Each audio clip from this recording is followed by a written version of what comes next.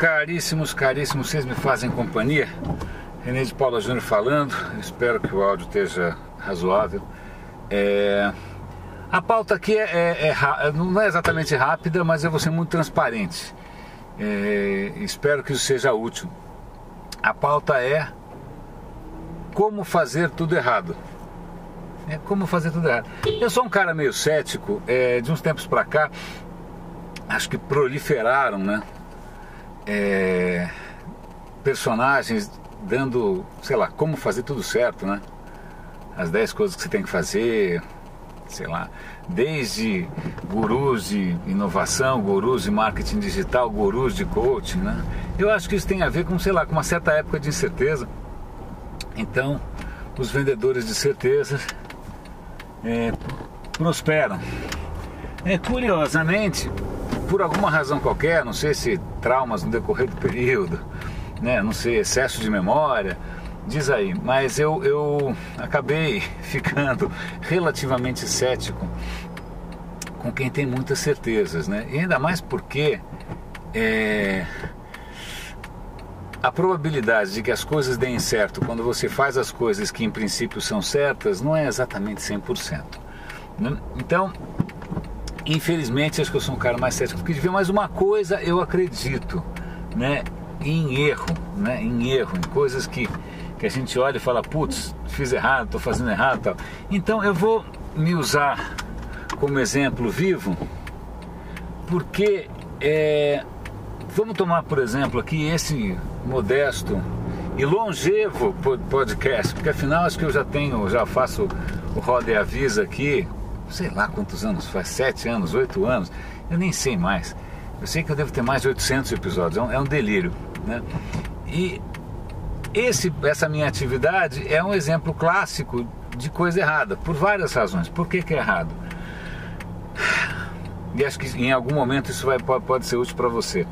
Em primeiro lugar, porque eu estou falando as coisas que eu acho que são relevantes para mim, né? Eu, se fosse um pouco mais sensato, estaria pensando um pouco mais na audiência potencial, seja o que for. Não, na verdade eu estou praticamente falando sozinho, eu cobrando coisas que são importantes para mim. A chance de que isso tenha algum interesse é muito baixa.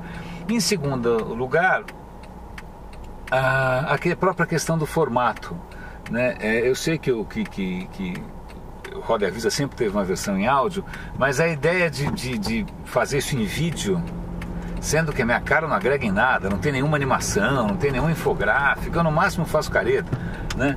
Também não agrega muito, né? E de uma certa maneira é muito pouco inclusivo, porque nem todo mundo tem banda no smartphone, etc e tal. Felizmente eu ainda me preocupo e coloco uma versão em áudio para você poder baixar.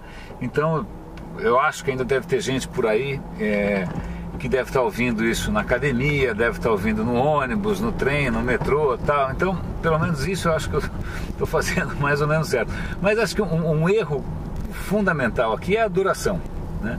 Ao invés de estar fazendo, eu fiz um teste recentemente em que eu fiz um vídeo de 55 segundos. Bombou, todo mundo adorou, claro. Porque nos dias de hoje, 55 segundos já é muito em termos da atenção ou da desatenção alheia.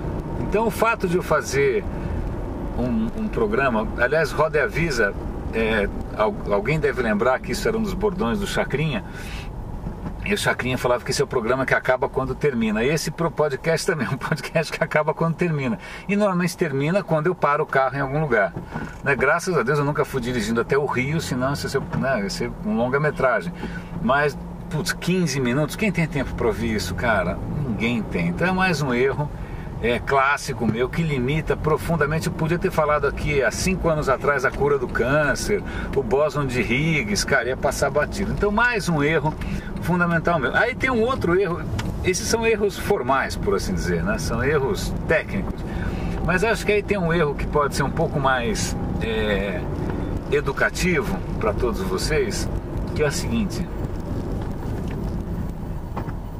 eu tenho cometido um pecado, um dos pecados talvez mais imperdoáveis na cultura tupiniquim, né? Na cultura brazuca brasileira. Que pecado que é esse? Questionar, confrontar, denunciar, reclamar. E não reclamar, sem aquele reclamar genérico, né? Mas eventualmente colocar o dedo em algumas feridas. Isso por alguma razão, que não sei, tem que ler de novo Sérgio Buarque de Holanda, eu não sei qual é a razão, né? Isso é um pecado letal. Aqui é uma cultura que na hora em que você perde a razão, você perde a razão, né? Na hora em que você se altera, na hora em que você é um pouco mais incisivo, na hora em que você coloca as coisas limpo na mesa, você pode ter toda a razão do mundo, mas você acaba de perder a razão. Então, talvez seja por isso, inclusive, que muitos malandros sobrevivam, porque o cara pode aprontar o que quiser, pode sacanear, pode mentir, pode enganar, né? Pode manobrar, manipular, fazer o que bem entender. Mas se ele for bonzinho, se ele for legal, se ele for querido, tá valendo. Então, eu tenho cometido sistematicamente um erro.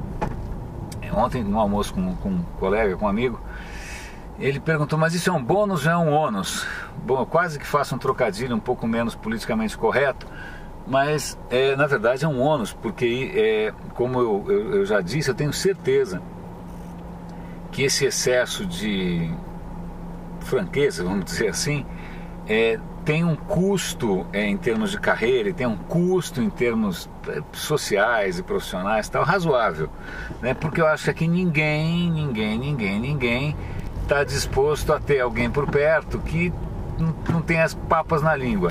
Curiosamente, no trato diário, né, no convívio diário, eu sou muito mais simpático e bem-humorado do que eu acabo sendo aqui nas mídias sociais. Aqui acaba sendo uma persona, né?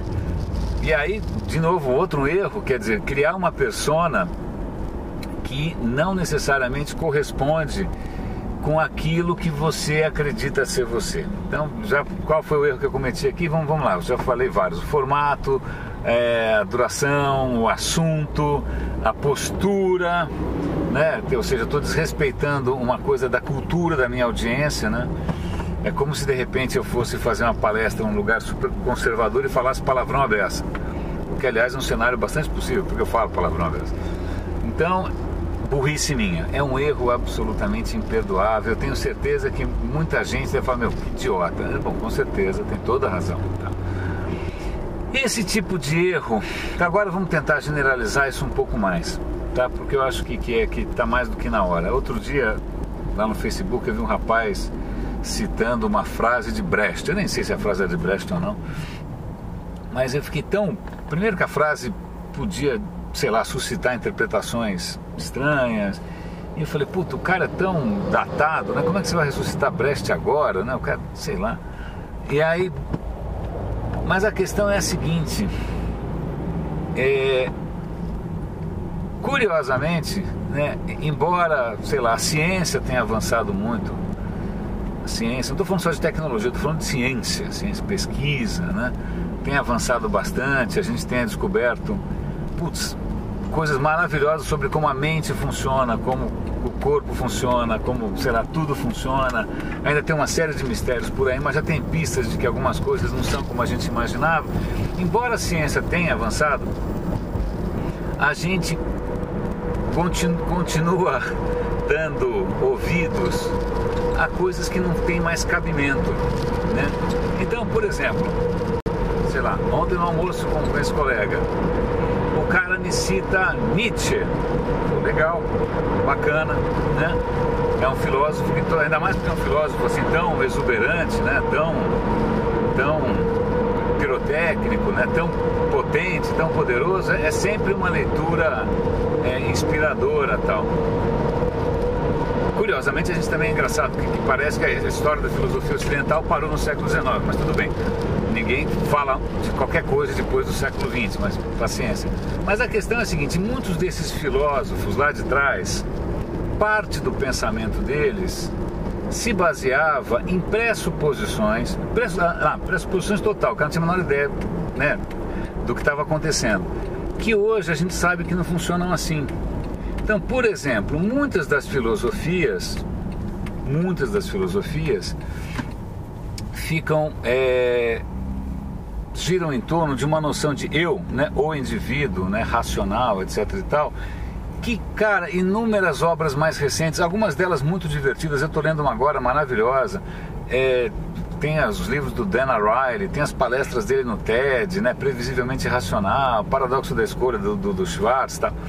Tem uma série de trabalhos agora indicando o seguinte: encarar o ser humano como um indivíduo, ou só como um indivíduo, é um equívoco, porque na verdade a gente é a fronteira entre onde você começa, onde você termina e onde o grupo, onde o social começa, é difusa, é tênue, né? Então uma pessoa completamente isolada, lá, o super-homem nietzscheano, seja lá o que for, cara, é o primeiro passo para o cara ficar louco, é o primeiro passo para o cara perder o pé, é o primeiro passo para o cara talvez afundar, porque quer queira, quer não, a gente pode sonhar o quanto a gente quiser. Aí por isso que eu falo que muitas dessas, se você for ler Marx, for ler uma série de filósofos e pensadores e tal, tem uma série de expectativas com relação ao ser humano que são injustas, que a gente jamais vai conseguir ser, porque hoje a própria ciência está descobrindo, cara, a cabeça da gente funciona de algumas maneiras e não funciona de outras.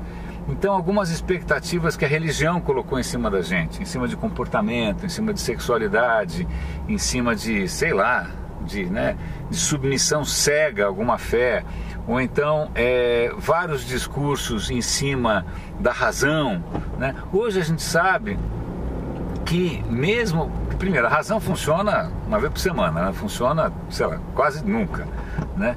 E aliás a razão, eu estava lendo isso ontem, achei muito divertido, a razão é tão frágil, né? Ela ocupa tanto do cérebro da gente que se você estiver andando e eu perguntar para você alguma pergunta difícil, você para, porque é impossível você andar e raciocinar ao mesmo tempo, né? Você tende a parar, porque você tem que parar, isso consome tanta energia, é um processo tão lento, né?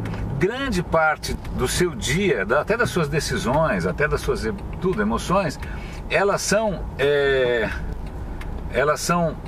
tomadas, ou elas são palco de uma área sua que se alguém lá atrás chamou de subconsciente, mas que na verdade é um pouco mais interessante do que a própria coisa freudiana,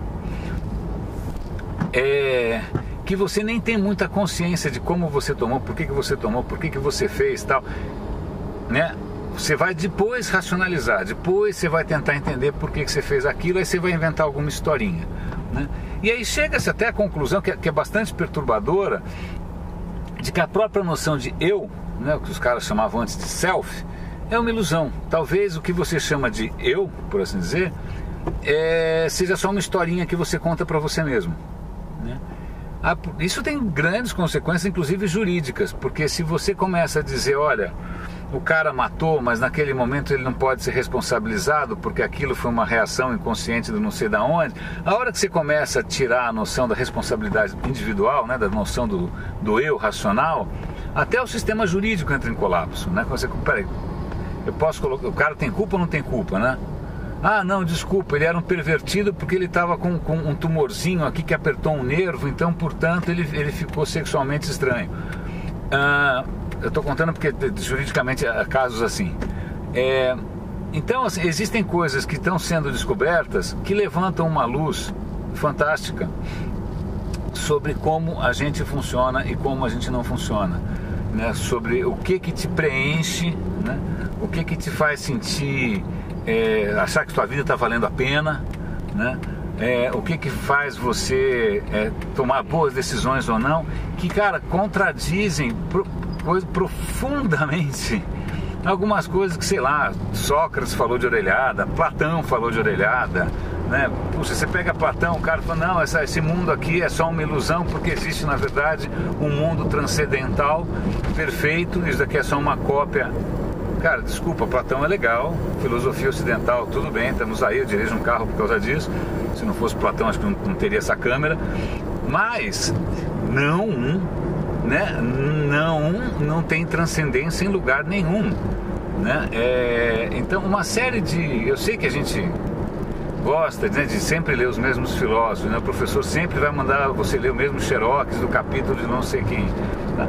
Mas na verdade o conhecimento sobre o ser humano tem avançado a passos de gigante, tá? Então não dá mais pra gente ficar se pautando por, sei lá, o sonho stalinista do novo homem comunista. Fala, né? Inclusive, bom, deixa pra lá, nem vou entrar nesse método, porque o cara não acreditava em DNA, não gostava de Darwin, isso é uma longa história. Mas algumas noções que estão, na verdade, nos fundamentos desses filósofos já não funcionam mais. Se as noções não funcionam mais, o resto da filosofia funciona? Não quero dizer que a gente jogue tudo fora, pô, tem muita beleza nos pensadores pré-socráticos, tem muita beleza em Epicuro, Lucrécio, tem, né? Vale Hume é um cara maravilhoso. Acabei de ouvir um audiolivro sobre Hume é puta, maravilhoso. E uma das coisas que o Hume mesmo conclui, que eu acho que é bárbara, que é de uma honestidade e de uma, eu acho que vale até hoje, que é a noção que ele tem de condição humana, que de uma maneira ou de outra nós somos prisioneiros da nossa própria condição. Então a gente nunca vai apreender a realidade como ela, entre aspas, verdadeiramente é. Não, tudo passa por impressões, tudo passa pelos seus sentidos, tudo passa pelo seu cérebro, tudo é interpretado de acordo com sua cultura. Então a gente vive praticamente dentro de nós mesmos, né? Então o limite último, né, do que a gente pode eventualmente saber ou conhecer ou ter certeza, talvez faça parte da nossa própria condição, né? O que é, na verdade, acho que uma expectativa, até uma certa trégua com relação ao que esperar da humanidade, o que nós efetivamente somos, tal. Aliás, o próprio Hume, eu estou meio fascinado com esse cara recentemente. O Hume é antigo pra caramba, hein?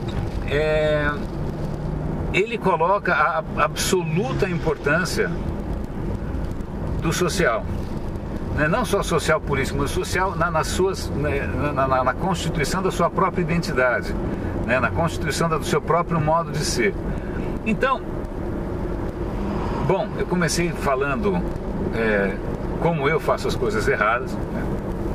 Como eu te falei, por várias razões. Eu estou me baseando em mim mesmo, não estou levando em conta a audiência, eu na verdade não estou levando em conta aspectos culturais, sociais e políticos, né? Eu estou falando como se eu tivesse tudo bem, estou numa bolha de vidro e metal, né? Tudo bem, mas como se eu tivesse para além do bem e do mal, né? Como diria o Nietzsche. E não é bem assim, né? Na verdade eu estou num contexto XYZ e realmente essa história de que a Terra é plana, ou que o mundo é plano, ou que alguma coisa é universal, não é, né? Aqui, fazer o que eu tenho feito e como eu tenho feito, efetivamente é bastante questionável. Espero que isso tenha sido útil. Acho que eu vou aproveitar que o farol fechou. Grande abraço, René de Paula Júnior falando. Roda e avisa.